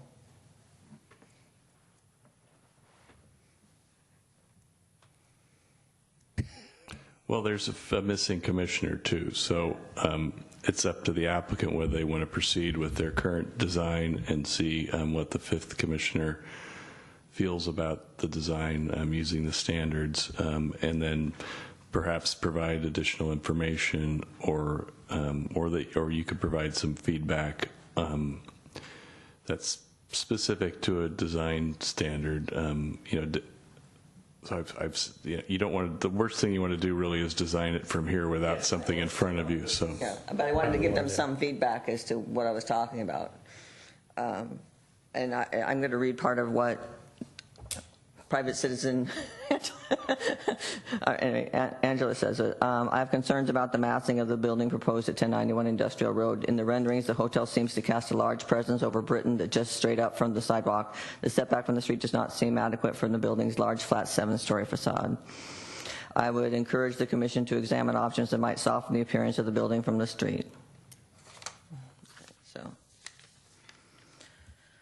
So since we don't have a majority, should we continue it till we have 5 commissioners and see whether or not they're willing to? At this point, I think you may want to talk to the applicant to see what they want.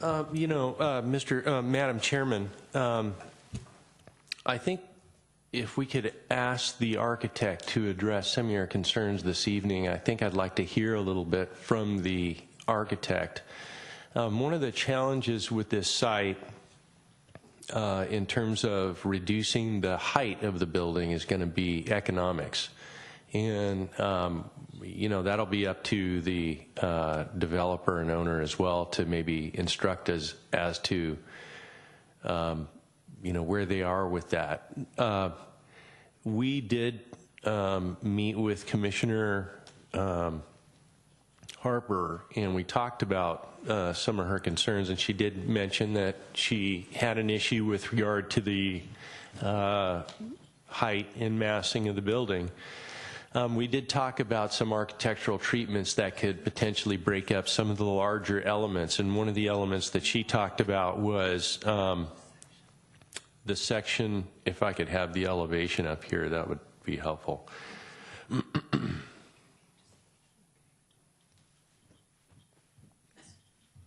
At the edges of the building on the left-hand side of the screen where the signage is, you see that large light area, that vertical element that's not broken up on the edge of the building, if I can use that. Yeah, there we go. The gray one right below. Yeah. Well, here's another. Well, let's go back. Yeah, if you can go back for me. There we go. There we go. So this element here, she was concerned because this looked very tall and there wasn't a lot of articulation in this element. One of the things that we talked about were extending some of these lines across this element, perhaps by making indentations into the building itself, or using some material to break up the height of this mass there. Same thing on this end of the building over here. So those are some of the things that we talked about. In terms of, I mean, if we're going to do height, this is one of the locations that I think we're going to see it. And as you noted earlier, we have Windy Hill. We also have across the street, we're going to have another large development with the L3 communication site, and it's likely that they'll be asking for additional height. So I think that because of the location of the building in terms of along the freeway, along Industrial Road, as was mentioned earlier by the commission, there won't be a canyon effect, and I think some of the trees along the frontage will soften the mass of the building. And there's actually a great deal of articulation in this building if you take a close look at it. As the architect noted, these areas here are 5 feet in depth, and these radiate away from the building, breaking up the mass of the building in floor. These floors are broken up, and then you have different patterns along the frontage of a building, much like a fabric. On a fabric would, there's different patterns, different colors, and the mullions of the windows further break up the mass of the building and lower the appearance of the height. The cap on the building also helps to cap the top of the building, and you can see that there's shadow and depth in that too. There's an indentation there, and then also the porte cochere helps to break up the mass of the building at the ground level, and this is really where people are going to see the building as they drive by the building, with the landscaping and the porte cochere and the open windows really provides transparency at this level. Quite frankly, staff was most concerned about the parking garage, the mass of that, as opposed to the massing of the overall building, because staff believes that the use of the materials and the patterns along the buildings within the usage of the indentations, as you can see here too, there's indentations here that go inside the building at the top of the building, and again, it's these windows are set back, so and this protrudes away from the building, so there's actually a lot more going on than meets the eye at first glance. So we gave a tremendous amount of consideration to this building. It is a very small site, and that's one other consideration. To get this to work from an economic standpoint, and perhaps the developer can talk about this, but to get this to work on the site, and because of the water table, they had to go high to get the room count to make it economically feasible. So again, one of the key considerations that we had, and the key worries that we had through this project, and this went through several iterations, was the parking garage. That is less articulated. It doesn't have windows per se. It's sort of a utilitarian component of the building as opposed to a residential component of the building. So we worked very hard with them to try and come up with materials and patterns and breaking up that mass of the building. And I think that they did as good of a job as you're going to get along this component. Actually, if you look at the metal material, it's actually very high quality material. Yeah, I actually like what they did with the parking garage. I don't have any problem with that at all. Yeah, and I can understand what you're saying is for instance, with the landmark building, there are areas of the building that step back away from, like upper floors, particularly at the front of the building, step back away from the street. And then rise up. But again, in this location, because of the size of the site, they have more difficulty. So what they tried to do is articulate in a more elegant and refined way, in that another component of the articulation is, you can see this shadowing effect that's created by this part of the elevation that protrudes away from the building.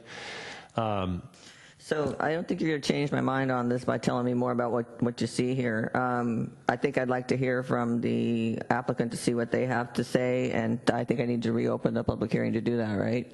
Yes. Okay. Well, you can ask a specific question, but if it's going to become a broad-based discussion, you should reopen the public hearing. Okay, so I think we're going to reopen it.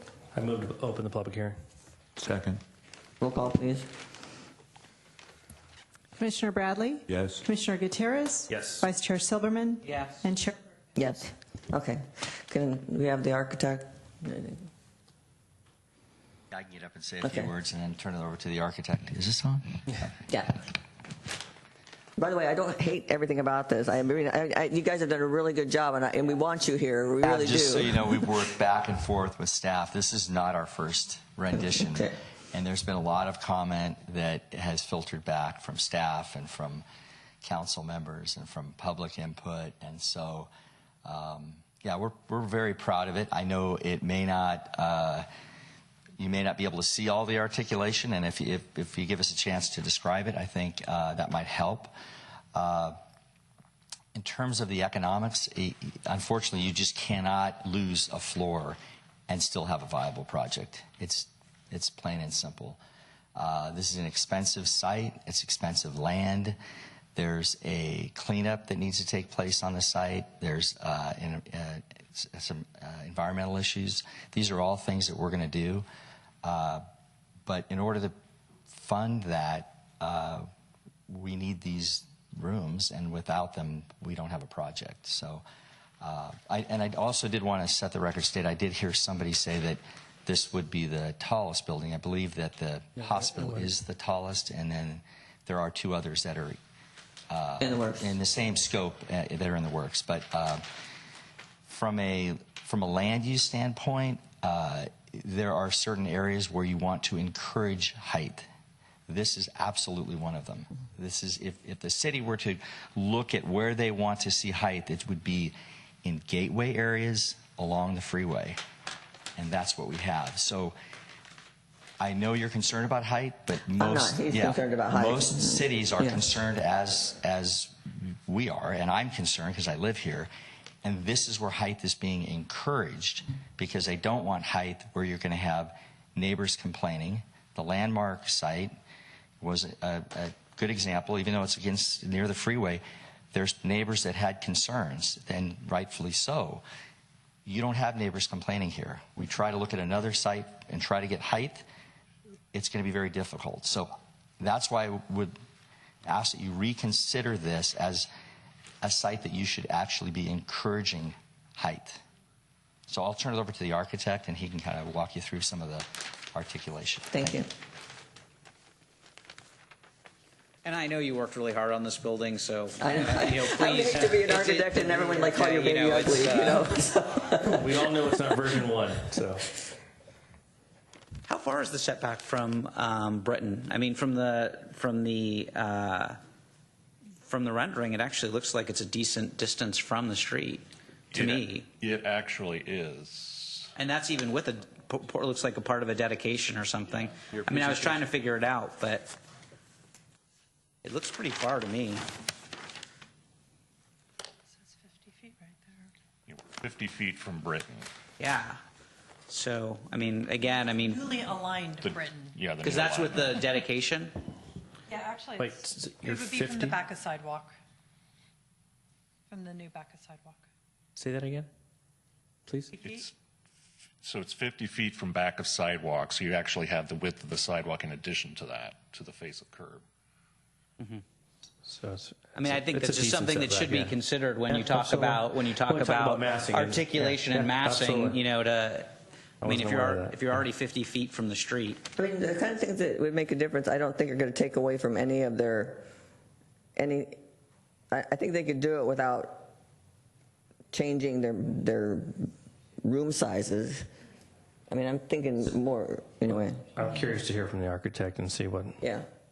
Maybe kind of go over the design a little bit more. So basically, the main concept behind the overall design was working on a very small, limited site with a program number of so many guest rooms to get out of for the economics to work. Basically, set the building into its current location. The building massing with the walls vertical toward the front ended up being more of a requirement from the fire department for fire ladder access to the upper floor guest rooms. If we were to set them back much further, then we run into problems with fire ladder access. Here you see the beige portion is the actual garage. It protrudes out beyond the ground floor.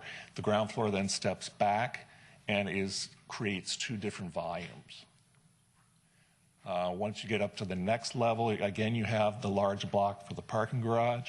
Again, the building is stepped back significantly from that facade, and then you have the green roof over the guest drop-off, which extends out beyond that. So how far, okay, so there's, you said 5 feet from where the parking level is to where the blue level is? No, it's actually around 15 feet on 15 this feet floor. between those Yes. two, and then the green roof protrudes out how far? Approximately 20 feet. And then this is the next level up. Again, you see the 15-foot setback between the plane of the parking garage and then the guest rooms. And here you start seeing the articulation of the guest rooms themselves. So you have this lower, basically puts kind of a screening element that comes out around the guest rooms to frame some of the guests and picks up further. Here you're now seeing the top of the garage, and then it steps back 15 feet to where the guest room wall starts, so to speak. And here you see the articulation between the various guest rooms. You have the ones that are set back approximately 5 feet. The kings are about 5 feet back from the double queens. And again, that continues all the way up on the upper floors.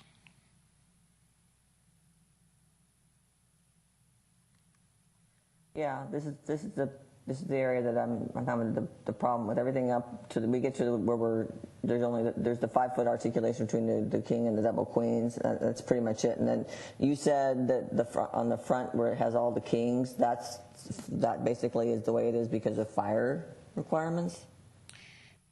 For these two facades, basically where you're seeing the double queens and then all the kings that wrap around the corner along Britain, that is primarily basically because of a ladder requirement. If we were to push those back much further, then we'd run into problems with fire ladder access. We need to get the fire lane within so many feet of the face of the building. If we were to try to set it back even further, again, we're looking at losing keys at that location because if we were to push those kings back, say another 5-10 feet, we're going to sacrifice a stack of guest rooms.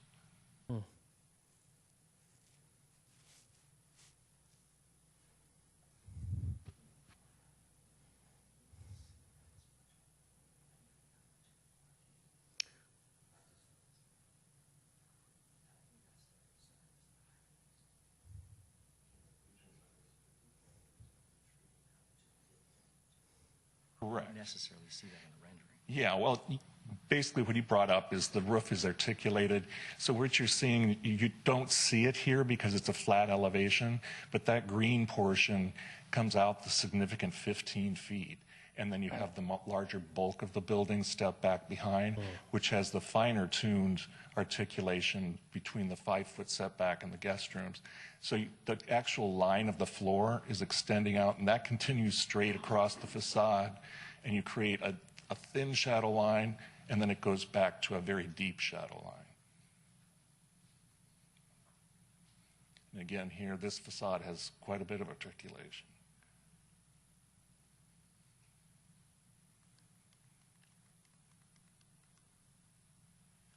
And then concerns on the building height.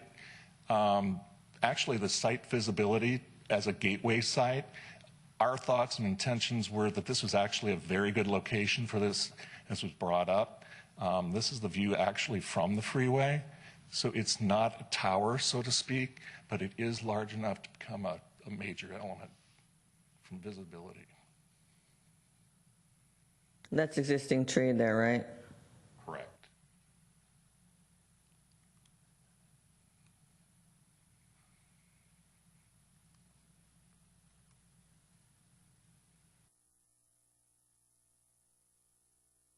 So this one probably shows the articulation between those guest rooms where you have the deeper setback guest rooms. So they set back considerable amount from that framing element.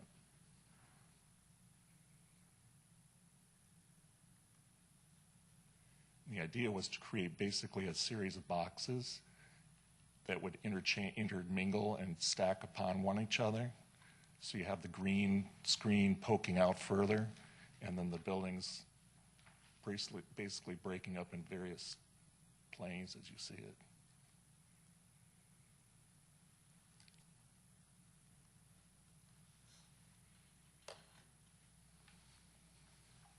Thank you for explaining that a little bit more thoroughly. I don't have any other questions. Anyone else have any questions or comments? I mean, did they change your mind? Yeah, actually, it's helped me a lot, to be honest with you. I think I'd be prepared to Change your vote? reconsider. Okay, well, that makes it, my vote doesn't matter then, okay. Well, it still matters to Your me, vote always Shannon. matters. Yeah, but, okay, so then what would we need to recall for the Close public hearing. okay, yeah, have a motion? I'll move to close the public hearing. Second. Oh, Dave. Oh, yeah. Well, we don't have to, but if you want to come up, you can Yeah, come please up. go ahead. We should have known David wanted to talk. Sorry to be aggravating tonight, but I don't know that you're capable of it. yeah, I think the issues I think that you're seeing. I have no problem with the height. In fact, I wouldn't mind even higher, but I'd like to see it articulate a little bit more if it were higher. But I think one thing that's upsetting to me, at least, and I think maybe to Sharon, possibly, I don't know, to you at the end as well, is that it's, I'm sorry I forgot your name, I apologize. I forget Jesse's name all the time. Sometimes I curse him under my breath, it's got too. that dead flat roof on it, and it makes the building look really big. And if that had some articulation to it, I think that would help a lot. The other thing I was looking at is they were looking at they have the queens and the kings, and they were moving them out. They moved them all in one line, then they moved them out in one line. What if they alternated them so that you had kind of popping in and out? You still have the same rooms, just moved around a little bit. Subtle things like that. I don't see changing the plan in a major way to make the thing have a little bit more exciting. Plus, the colors are pretty boring. It'd be nice to have some more interesting color to the thing to spark it up a little bit. So anyway, those are my comments on it. Thank you. Thanks, David. Would there be an easy way to change the roof line, or is that, I mean, is it facade, or is it all structural, or, yeah? That would make a big difference in the... Yes, we do have that option. However, we were working with staff and design staff. We've already cut the building down about 5 to 6 feet due to their concerns with the actual height of the building. So the actual height of the building is in relation to our reaction, more or less, to here's how high you can go. We feel that this would be a good height that we would allow you to go. If we were to go higher, then if we were allowed to come in with some more tower elements, then yes, that would be acceptable. But it's just a matter of... We couldn't do that today because that would require a change of the plan development plan, right? Right. But as far as like I guess, and I mean, I said I wasn't going to do this, but I mean, when you look at the building, and we're looking at it on the screen, you basically got these two strong straight lines that create this box effect all the way around. I mean, how much of that is design feature, and how much of that is like part of the structure? So the lower, there's two bands here you're looking at. The lower band, that's actually the roof. That would be say the roof parapet. Then the one that's further back that has the deep shadow line on it, that's the mechanical screen that would screen the mechanical rooftop equipment.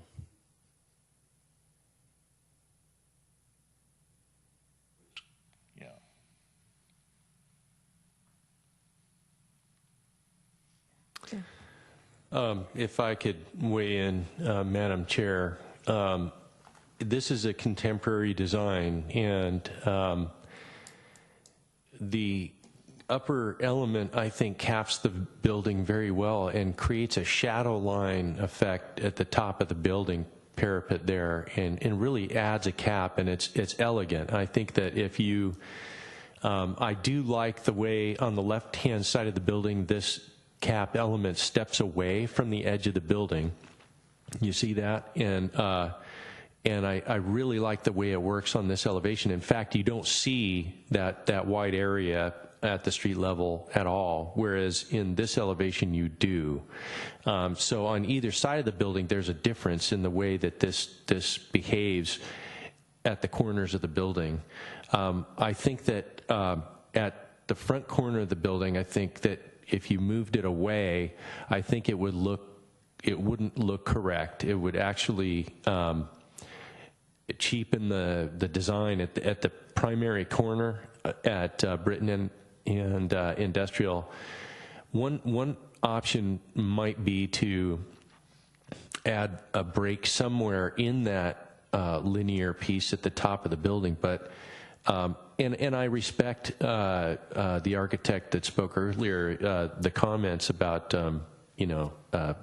using a different popping colors and things like that. But this design, it's contemporary, and there was a question about lasting the landmark status and the lasting effect of this type of architecture, and I've studied it a great deal and looked at this type of architecture all over the country, and I think in this regard, I think this will stand the test of time.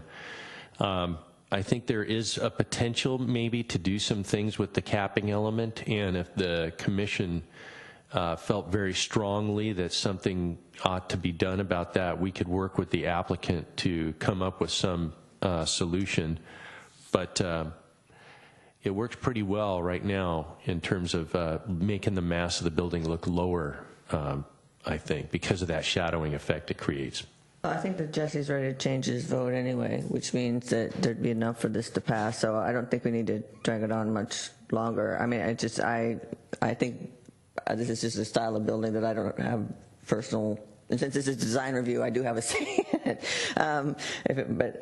So anyway, I think that I'd entertain a motion to close. We don't usually do like parliamentary procedure, but I guess technically speaking, since Jesse voted no, would he remake the motion? Can I remake the motion? I mean, I don't know that really matters. We haven't adopted any rules of procedure that I'm aware of. Yeah, I mean, the city uses Robert's rules, but I think what you have is not a typical motion that's passed. You have where there was no action. So I think you're just starting afresh because there was no action. Just a new motion can be made by anyone because no action was actually taken. So do I need to restate my motion, or is it already on the record? And can I simply, remake the same motion by reference? You could restate your motion by reference to the prior motion that you made. Okay. We need to close the public hearing. You do have to do that again. Move to close the public hearing. Second. Roll call, please. Commissioner Bradley? Yes. Commissioner Gutierrez? Yes. Vice Chair Silberman? Yes. Chair Bergman? Yes. So I'm going to remake my prior motion on design review and the transportation demand management plan, which in summary was adoption of staff's recommendation with 4 additional conditions as agreed upon by the applicant. Second. How about that? Change it up. Roll call, please. Commissioner Bradley? Yes. Commissioner Gutierrez? Yes. Vice Chair Silberman? Yes. Chair Bergman? No. Okay, all right. So that was fun. Motion passes. And it's that was. That's a recommendation. Well, the that's design review is ours, right? I lost mine. The last one was your discretionary decision. It's not yours, that's mine. I appreciate The that. first 2 go to the city council. That was a good exercise, right? All right, next on the agenda are reports, correspondence, and general information. Report on recent city council actions.